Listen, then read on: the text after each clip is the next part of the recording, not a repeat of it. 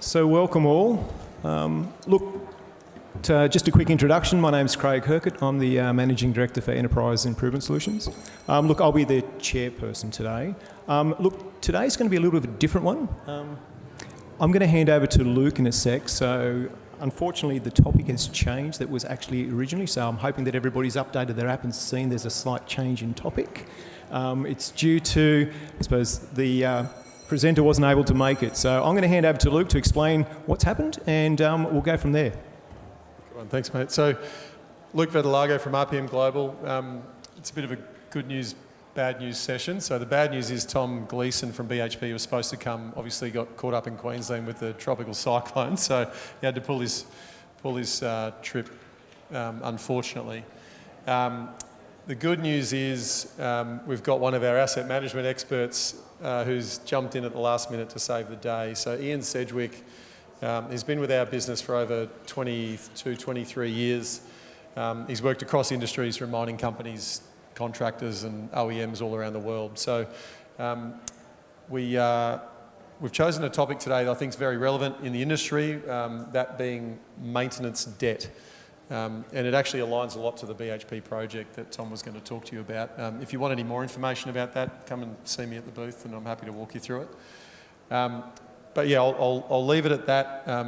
Maintenance debt being obviously from a maintenance perspective, if you, the finance team says, hey guys, you've got to cut your maintenance work by 10%. You don't do a few things, you push a few things out. Unfortunately, that doesn't go away. So I'll hand over to Ian. He's online, you can't see him. And then obviously come back at the end and answer any questions you might have. Thanks, guys. Hi, everybody. Unfortunately, Tom couldn't make it. But anyway, let's talk about maintenance debt. So this is a cost curve, and it's really the desired cost curve by a lot in management and finance that are in our minds. It's consistent and predictable over time. Sure, it might increase based on, they recognise that, CPI, add 10% to last year, 5%, what have you. That's what we expect the cost to be for maintenance. But of course, this is actually what our maintenance costs actually look like. They're inconsistent by their very nature. And for those who may not appreciate, maintenance costs are normally around 40% of the total operating costs of a mine, and they are the most variable costs. So really a key for us is to get control and understand what is driving these cost waves. Ultimately, the goal isn't to get, sort of that straight line of cost. That's not the nature of maintenance in mining. But we do want them to be more accurate and more predictable, and to lower them as much as we can to what is an acceptable risk level.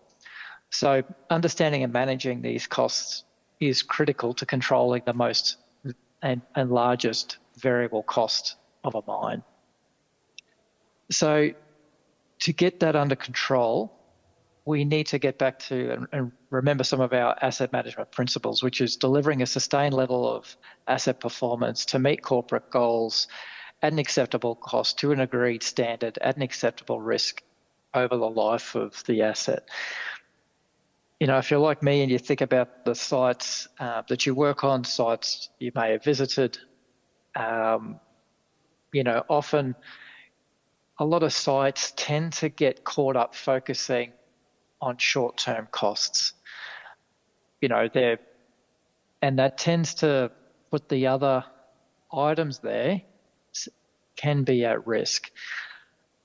So we really need to take a more holistic approach, which is what this represents, to managing our assets and controlling our maintenance, not just focusing on the short term and costs.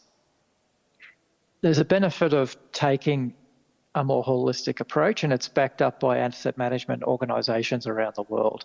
This is an excerpt from an article by the Australian Management Council, the Asset Management Council out of Australia, where they looked at the total cost of ownership of an asset, where holistic life management disciplines were applied across an asset life cycle.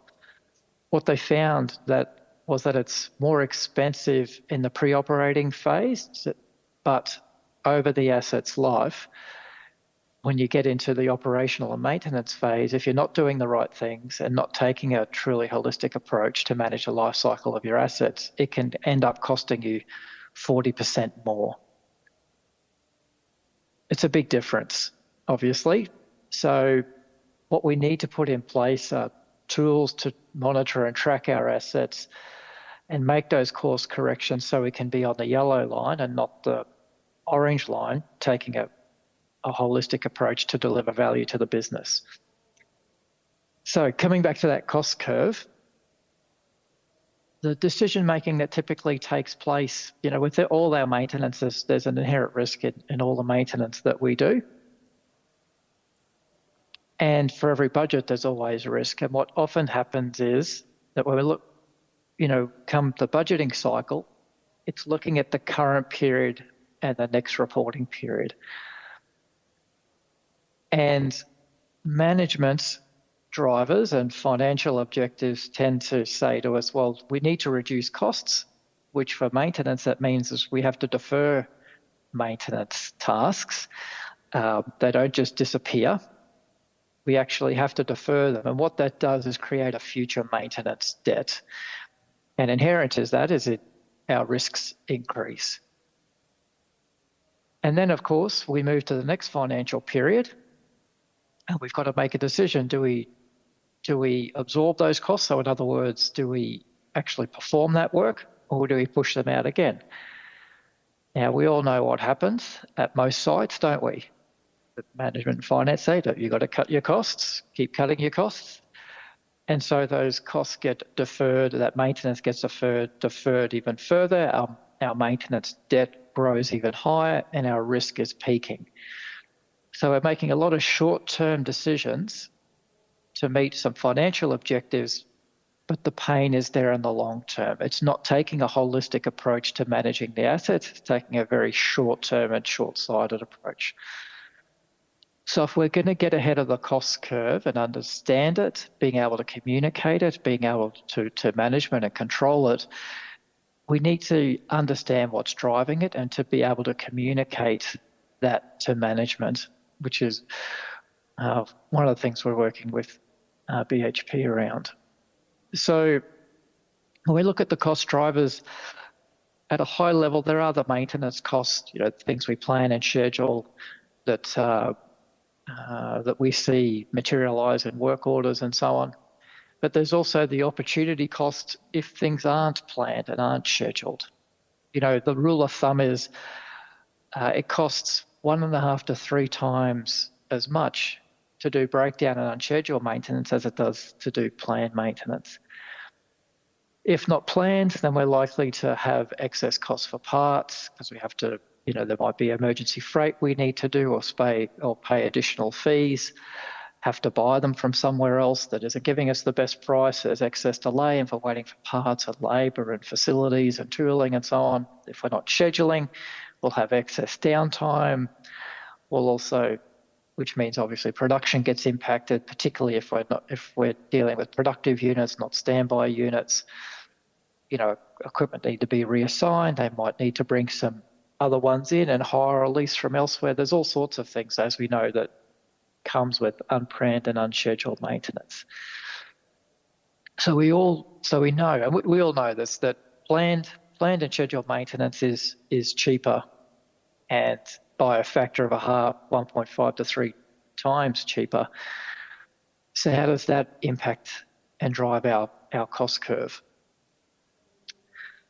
So let's have a look at that in more detail. So normally, 20% of what we do is really contributing to 80% of the cost of maintenance. And if we look into what that 80% is, it's typically services, inspections, the replacement of major components, minor components, systems maintenance, so, pneumatics, might need pneumatics, electricals, drivetrain, powertrain, all sorts of different things. And then the unassigned is the breakdown maintenance or the general defects that we do on an ad hoc basis. In terms of our strategy master data, when we look at how how we manage and define and control these types of costs and activities. Primary tasks, which are those which are, we've typically got a standard job or a task list for, so we know what we need to do, what parts, materials, internal, external labour we need to do it, the instructions to perform the work.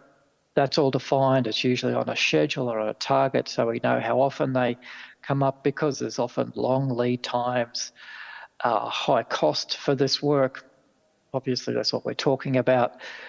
So they're usually well defined in what we call primary tasks. Secondary tasks are those where we tend to do on condition or after failure. They're not on a schedule typically, but there is some type of definition around them, like in a task list or a standard job, where we know the parts and the labour and what we need to do and the downtime associated with it and the types of labour and the labour hours. But we tend to draw on these on condition or after failure, because after failure can be a legitimate strategy. But there isn't a timing associated with them necessarily. It's just we know what we need to do when it comes time to do it, so we can do it efficiently to a high degree of quality. Then we've got unassigned, which is all the other random things that are contributing to that cost curve: breakdowns, defect maintenance, and so on. As we get more understanding of what these are, we try and convert them into primary and secondary tasks so they become more controlled and more predictable, so we can plan and schedule them more comfortably and accurately, informing our stakeholders.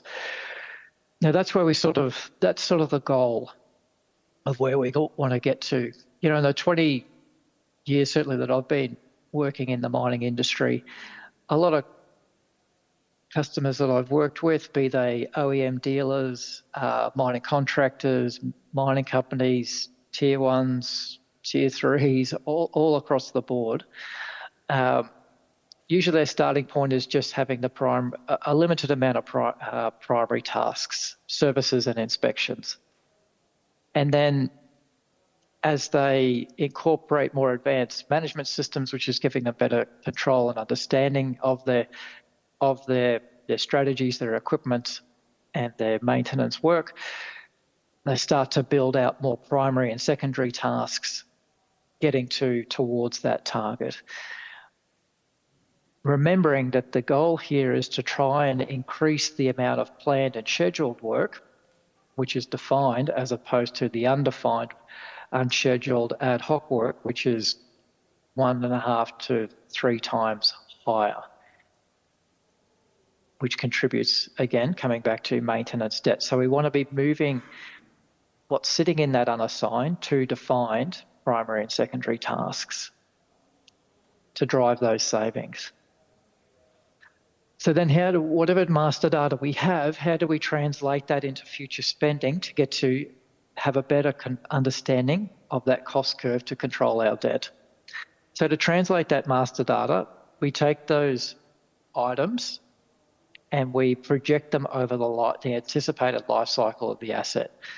That life cycle could be life of mine, it could be 60,000 hours, 500,000 kilometres, 200 million tonnes, whatever is relevant for that particular asset. But by plotting those out, we now start to understand the cost drivers. And so from a maintenance debt point of view, if things get pushed out, we know what exactly is getting pushed out from one period to the next. Cumulatively, it looks like this. So those who have done life cycle costing before, no doubt many in the room have, you'll be used to developing these models and seeing this cost curve. It's often used for cost per tonne, cost per hour, cost per cubic metre throughput, looking at emissions and so on across the life of the assets, and comparing your existing assets on one site, many sites, benchmarking them and comparing, as well as using this to determine, should I buy a new asset and what does that look like? However, with this model, with a standard life cycle cost model, it is static. It is just a snapshot of a point in time. And as we talked about mining, and as we know, mining isn't static whatsoever. All sorts of things happen. We have weather events, I'm over here on the east coast of Australia. We'll see what this cyclone does in the southeast, but we've got weather events that happen all the time, and you have them also obviously in the west. Things can change with the application based on the mine plan. The severity can change. What's driving operations, who's operating the assets. There could be breakdowns, be they due to maintenance or accident damage. You've got statutory requirements and change. Commodity prices can force us to sweat the assets even harder or park them up. We've got pricing changes. We've got lead time changes. Management promise things arbitrarily sometimes. And of course, there's a lot of technology changes happening right now. So all these sort of changes happening all the time in mining, breakdowns and all sorts of other things. That life cycle cost model needs to be updated to make sure that we understand what's the effect of what's happening now and what we understand is going to happen in future, so what that's going to mean, and then how does that contribute to the debt. All these sorts of things that we know of that we would need to adjust based on what's happening, how it affects the asset utilisation, the resources that are required, the impact on downtime and productivity, the total costs of running the assets, the risks and opportunities, maintenance, safety and otherwise, what has happened and what we believe is going to happen in future, how's that going to impact against our budget and that reporting. Is it going to alter the asset's economic life? We might have thought we were going to have, when we bought the asset, we expected a certain level of productivity for over a certain period. But does that change now? Do we have to retire these assets sooner or later, or are they on track? And of course, all of this is then contributing to what's driving maintenance debt. So we need a dynamic model, one that can update with all those changes. So the methodology is moving from life cycle costing or building on life cycle costing to dynamic life cycle costing, where we're forecasting in real time all maintenance activities, the primary, secondary, and those unassigned tasks to the end of the asset's life, adjusting for what's actually happening. And it's looking at costs, but we know that the costs represent maintenance activities.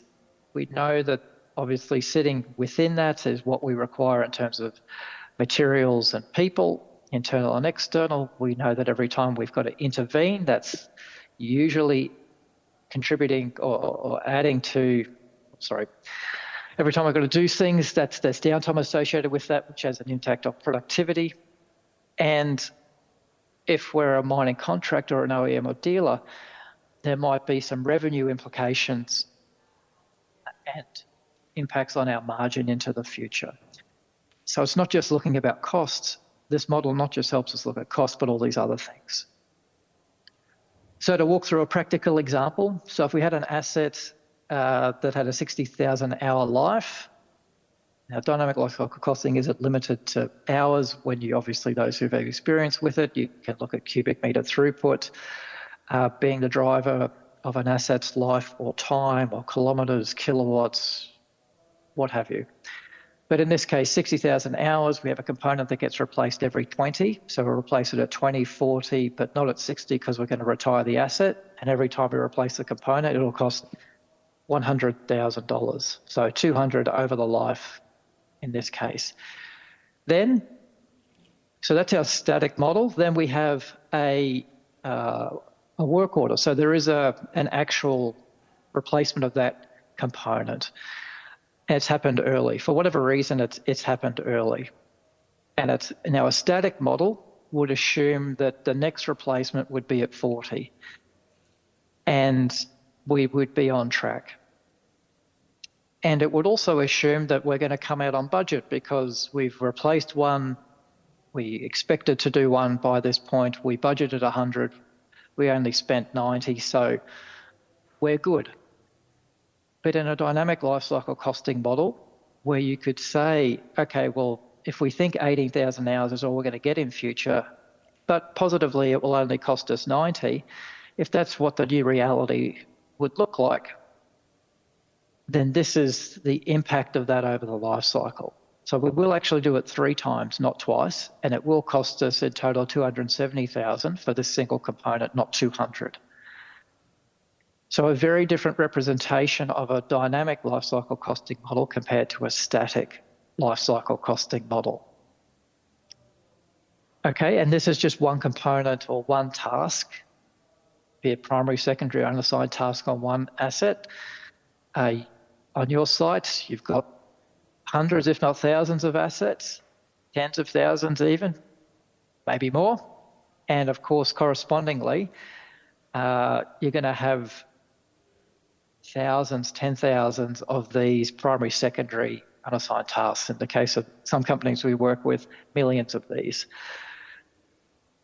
So just having them updated is giving you a more realistic figure, because if you don't, it's going to be quite out of date and you'll make incorrect assumptions and not understand the debt and not being able to explain the impacts of it. Okay, so in this case, for this one component, we're going to overshoot our expectation by 70,000, but with the dynamic lifecycle model, we can then start to say, well, what are the options? Do we go with that option of okay, the history is now going to predict the future? Do we say, well, hold on, let's try and get back to 20,000 hours of target, but recognising we did replace it early, so we will still do a third. It's just not quite, it's just a bit later. Do we roll the dice and try and get full life out of the component that we've just installed? Is that realistic? Did we actually install a component that was maybe a new component that will get more life as opposed to a roadable which may not? If we're going to have to do the third, do we decide to retire the asset early to avoid that last replacement? That might be fine, or maybe we still have to make up those hours. So where are those hours coming from? Hiring, leasing equipment, sweating the other assets more, which is going to increase our maintenance, which is going to bring forward maintenance, which will bring forward the costs, and management will say to defer that, and then up goes the debt again. Or do we extend the life of the asset? If we're having to make that investment in that third component, to extend the life of the asset to get value from that replacement. All these different options you can model with taking a dynamic life cycle costing approach. Looking at a real world example. So we've hit the name of who it was, but this is just an example of a small example. So the grey represents what was expected. The yellow, and the change from solid to dotted, that represents right now when we took this snapshot. The yellow the solid yellow is what's happened to date, and the dotted yellow into the future. So what we can see is a lot of money has been saved to date, but that was because a lot of those costs were deferred, which resulted in creating this maintenance debt. So a real world example and a real world visualization of that. And so as a result, over the life cycle, we're actually going to spend more over the total than otherwise. Because remember, the risk, it's not just a case of moving things, but you've also accelerated or increased the risk. So that decision sort of pre-September in this case has created a significant maintenance debt over the life. So we might have met one of our asset management goals about managing and reducing costs, but it's come at a higher risk and compromised other goals. And one of the goals we all know about, even if we're not in maintenance, is about production on a site. Even maintenance knows about it. Even they would have to be cognizant of that. So here's looking at Adele's using dynamic lifecycle costing to see the impact on production. So as primary and secondary and unassigned tasks have been deferred into the future to meet financial goals, it's resulted in pushing out downtime, which is eaten into the expected available hours for that equipment, those assets would operate, and by reducing the number of hours, it's reduced then the productivity. So as a result, that is going to result in us only achieving 72% of our forecasted productivity targets. So that becomes difficult for people to argue against. yep, we've pushed out the costs. If that's what you want to do, this is the impact on production. We're going to have to pay the debt at some point, and this is the impact of production of that debt. So it starts to put that other lens around it, and as you say, as you start moving things in and out and saying, well, if we do this and we do that, these are the impacts. This is also the impact on production. And so we can use that to start to defend a position of why we shouldn't just be deferring. Another thing we can leverage the use of dynamic lifecycle costing is creating a budget. So if we would, in this situation, if we did have to produce a budget, there's next year's projected costs. So I've got my budget. It's done. So it's quick and easy to do a budget. It gives you that outcome quickly. It is really an output of the process.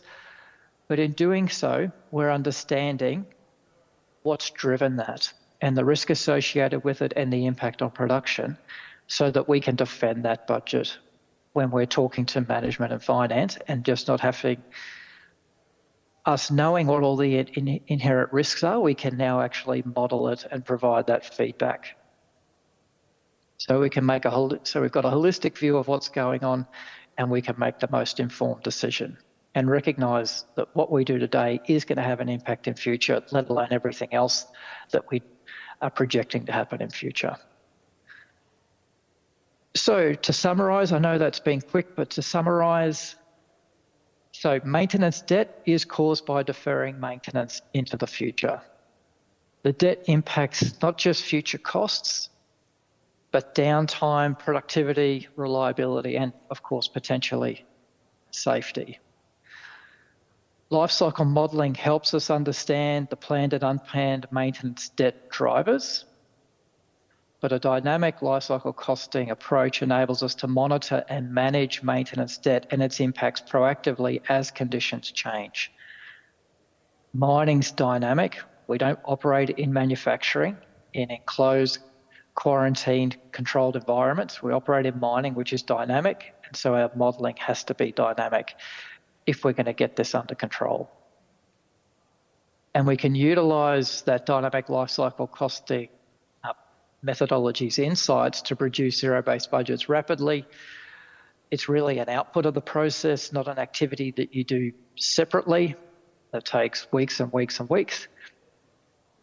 And when justifying your budget to senior management and finance, you can use its insights to justify why we need to do the work we need to do now because of the risks that it involves by deferring it to later.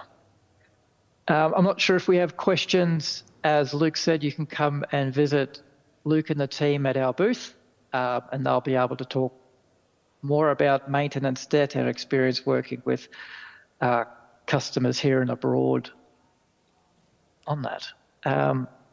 Thanks. Any questions? Thanks, Ian. Really appreciate it, mate. And look, fantastic job, mate, being remote and delivering to, and for your own benefit, mate, there's a jam-packed room here full of people listening to your presentation. So really well done. So do you have any questions for Ian? No questions? No questions? It'd be easier if I was in the room. Probably would be, mate. Yeah. I'm sure you're not that scary. But look, I certainly loved, Ian, the explanation, how you articulated the maintenance debt, and how do you find articulating that to the senior leadership, just showing the impacts, and what's your experience with showing organisations that, hey, look, the way you're deferring the maintenance, the impact, what's the sort of conversations you've had with some of the organisations? Good question. We're doing it more and more, and if Tom were here, he would have told you it's one of the things he's asking us to do, but he's not, others have as well. And look, those sort of visuals, we saw how, as a transition, if you defer this, it goes forward. So it's some of the simple visuals really help, as well as then sort of for those who are more sort of technical, is we walk them, and you walk them through a model, just a really simple model like the one I showed. And it's, if you do this, there is a consequence to it.